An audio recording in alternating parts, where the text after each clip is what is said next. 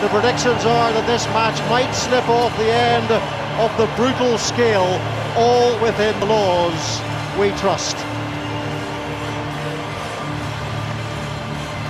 Keith said today, the headline was, France fit the bull bars. You suspect they're going to need them. With the accuracy of those kicks, the length and the height, and be able to compete. Oh, Bryce Dula does beautifully well there, but Morgan Parra charged down, and J.P. Peterson scores the try for South Africa. Well, we expected the heavy roller from the box early on. That's not the way it worked out. It all came off the French error. Nerves rippling through the Gallic camp, and capitalised on by J.P. Peterson. And ironically, it's from an inaccurate kick. Well, that try came from J.P. Peterson chasing a cause, and you never know what you're going to get as a winger. You chase those. Africa an early commanding 7 points to 0 lead. His percentage in the green jersey is very high, and you can see why there with a strike just like that. Kaiser, yet again it's Damian Schulli, popular target in the line-out so far for the French. He has slimmed down, he's lighter this season, Schulli, and they can lift him. And now Kaiser tries to lift this French crowd. They find themselves in the Springbok 22. Beautiful hands. And now here's Pape and Florian Fritz. Into the red zone at last go the French. Parra exploring that blind side. Maybe trying to suck in some Springbok defenders. Remember, they haven't conceded a try this autumn. Oh, and almost the intercept from Jean de Villiers. And he is a man who goes hunting the intercept when he possibly can. It's in his DNA. France down, lots of endeavour, but at times some sloppy passing and kicking really allowed South Africa to take control of the game and get that 13-point lead. Van der Merwe didn't set it accurately, and now here's Morgan Parra, and it's Yoann Uche! And have the French pitch one right on the blow at the end of the first half. I need to check that as well. It was real smash and grab work there by the French. Pouncing on a Springbok mistake.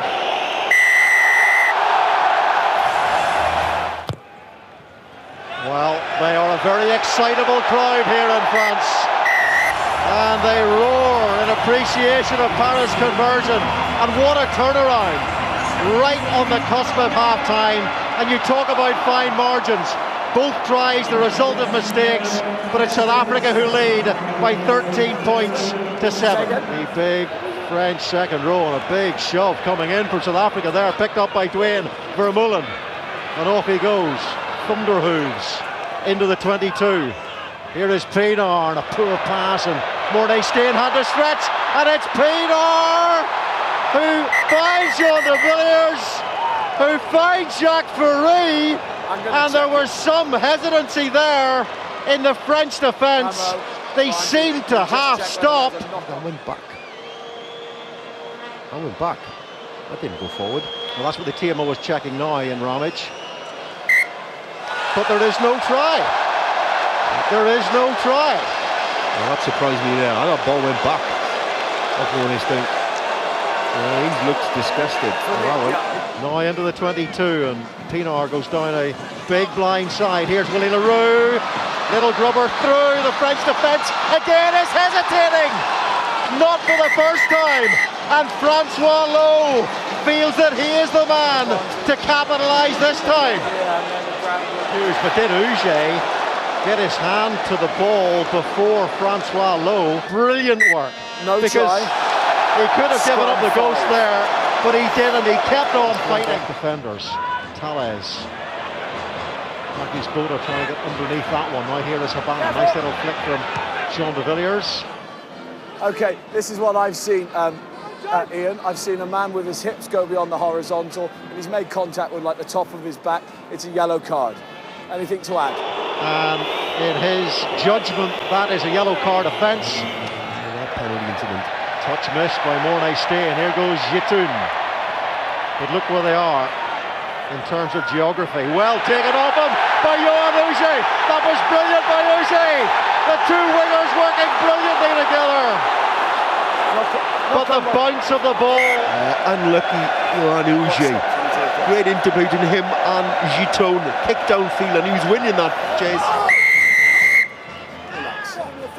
Relax. Stand up. A very long blast of the whistle there by Wayne Barnes.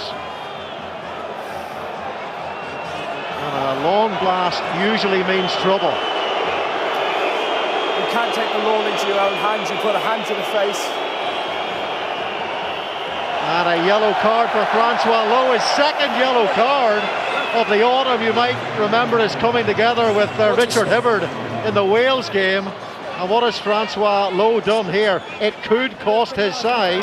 Lowe putting the hand straight to the face of Pascal Pape, right in front of the referee. In response to Pape giving a slap to Jean de Villiers' head as well.